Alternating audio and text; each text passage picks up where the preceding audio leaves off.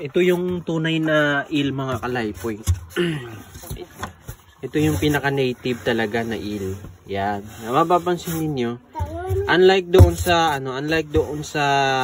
ngayon na species, yung sinasabi nilang yellow eel, is ito kasi may may pikpik, palikpik oh. Tignan mo tong nasa gilid ng niya, nasa gilid ng niya. Oh, yan, may palikpik siya no. Ito yung tunay na eel. May pati dito sa likod niya may palikpik, pati yung likod niya. Yan yung design ng niya. Yan oh. Tingnan niyo mga kalaypoy, yan oh.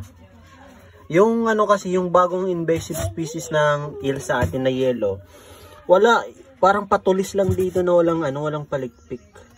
Eto, meron. Tapos to, mukhang isda talaga to. Kaya nga tinagurian na tinatawag nilang snakefish yung yung yellow eel kasi wala siyang mga palikpik na nandito.